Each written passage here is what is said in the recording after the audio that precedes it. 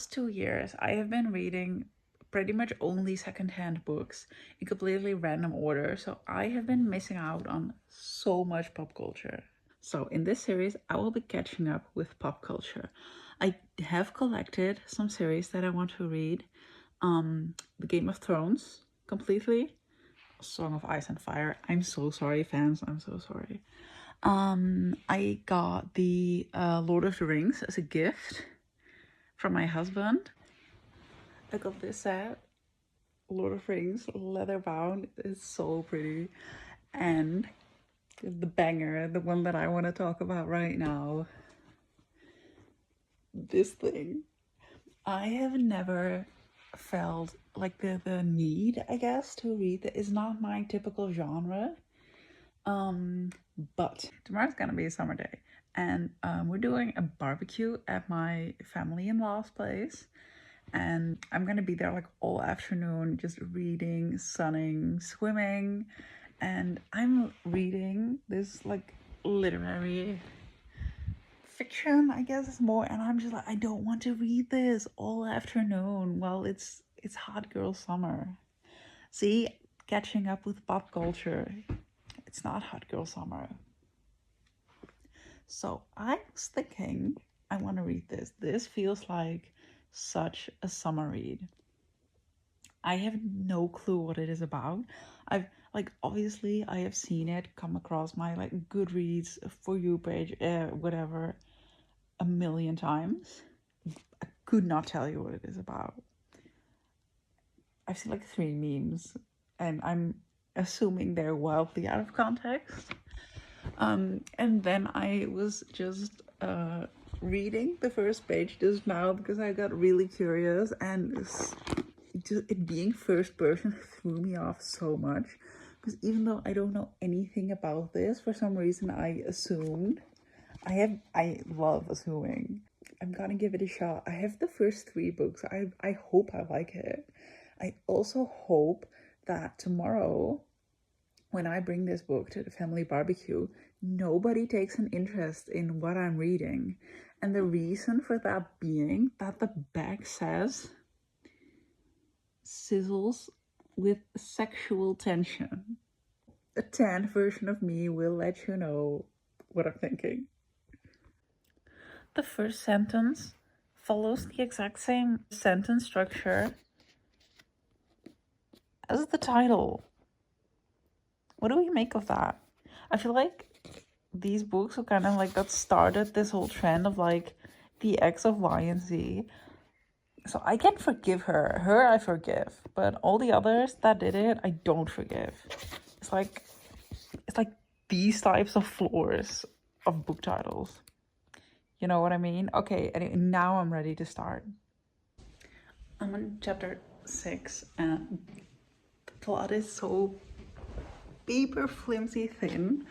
The main character is only focused. She is like the least curious person ever, I think. The only thing she shows any interest is why these almost mythological creatures that she's met wear masks. That's the most interesting part, not everything else. She has this extreme drive to go back home, which makes so little sense because the world building is a combination of extreme poverty, just dying during the winter, and also extreme honor, like this code of honor that she's living by. She's like, I made my mother, who I hate, a promise to protect my family, who I hate, who told me to never come back ever. And she just keeps going. She's not like, well, maybe I should fuck around and find out. It's so stupid. She's so stupid. Anyway, I'll keep reading.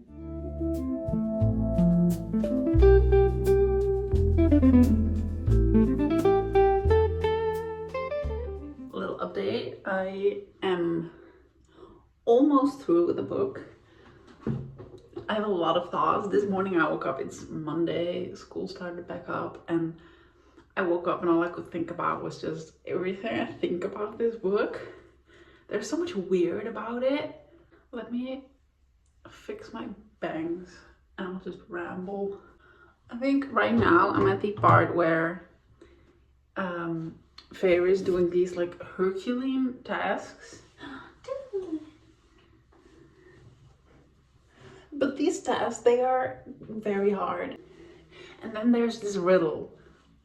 There's two options for this riddle to go. Either it is so easy that you can guess the answer by the first line, or what I'm hoping it's going to be, that the riddle is like there's this on the nose answer and you're thinking, oh yeah, the answer is love when you're reading it, but then it's not, which I'm really hoping it turns out to be. Otherwise it's just the dumbest thing I've ever read, because she is wrecking her brain. She just does not know. She's building traps. She's surviving death traps.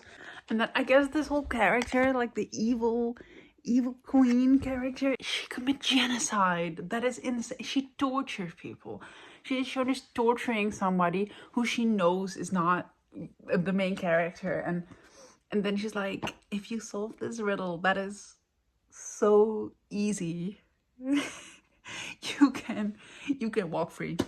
Then I do not care. I don't think Hitler did that. So that is, I'm very annoyed. It's just so desperately trying to get the characters into the setting that they need to be, until the point where it makes no sense. You've got extreme poverty and then this honor code, which those things do not go together. And then you have like the most evil person ever. She gives little riddles that a child of 10 could probably solve. Except for the main character, because she is so stupid. It's very, very, I don't know, frustrating, I guess. But then the weird part is, I'm saying all of these things. I feel like frustration with the writing with a book. But then it's also kind of fun. Like just the love story is pretty fun. So I'm reading this, but I'm not going to stop reading, even though I can point out all of these things that are wrong with it. I'm not going to stop reading. It's fun. It's so much fun. I'm at this point the most curious about the answer to the riddle. I'm really hoping it will be something like very well thought out and makes us like have assumptions, and then she's like, nah, and we go, whoa. I'm really hoping. I don't think it will be. I really think it will probably be that easy, because so far nothing has been thought out very well, but fingers crossed. There's one other thing I wanted to touch upon briefly, which is the eldest sister. Like, Fairy goes back, right, and has this moment of reconciliation with her family after they get their wealth back, which I don't know how I feel about that they're only managing to be halfway decent people when they have money. And so she goes and stands up for herself. She asks her older sister, who was incredibly abusive to absolutely everyone, like no matter her reasons, it was just horrible. And she tells her sister, like, you did always spend the little money I was making.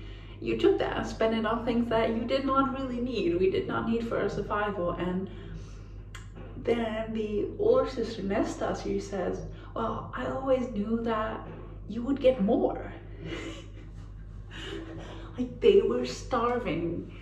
They were suffering from actual starvation. She's like, I know you would get more. Like, she was counting her ribs. And then Fair just goes, wow, you believed in me all this time?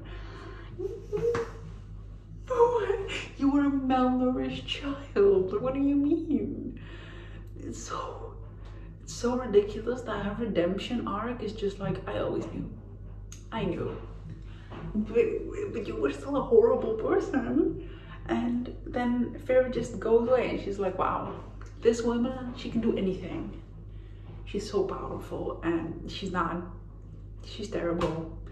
I hate her. Yeah, the redemption arc is just not there. It's not arcing. That's what I wanted to get off my chest. And now I will continue reading. I'm really curious about the final scenes. So, this morning I woke up and there was 2 wrinkles underneath my eye. I don't think you can see. Oh, you can see them.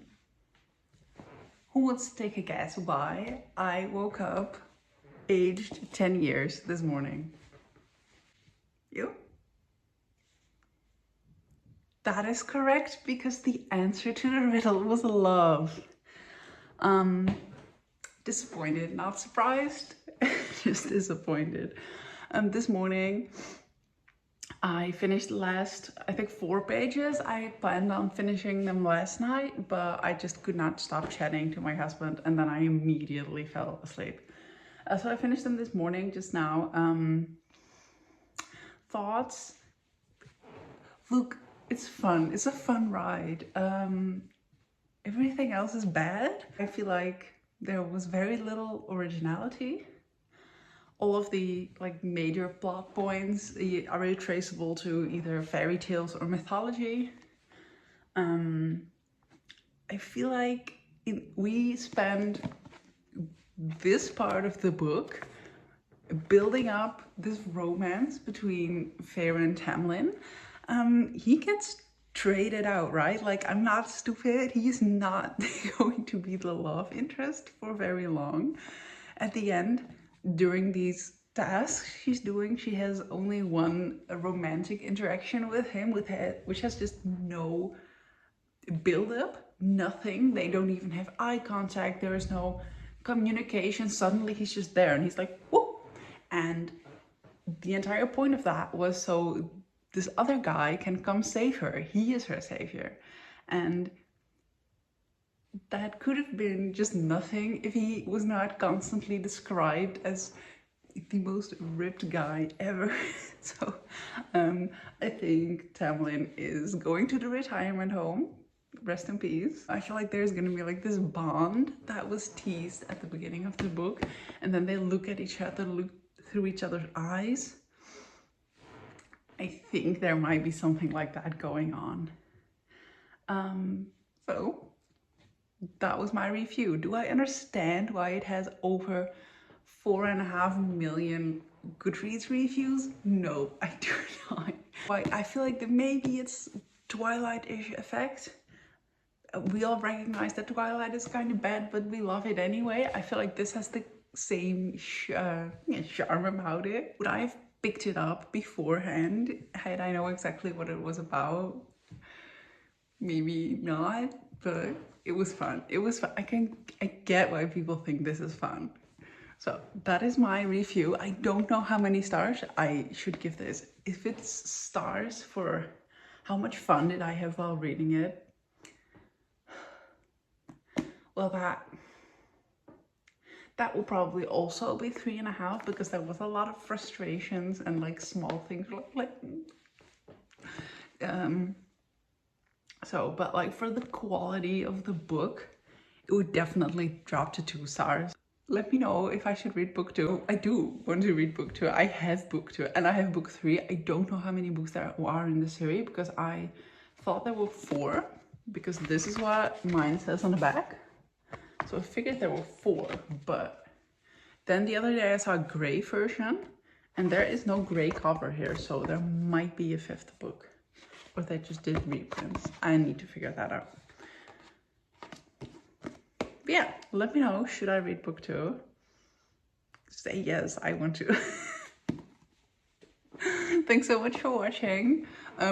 This is probably the first video I'm ever uploading, so it's about as good as this book probably. Thanks for watching. Bye bye.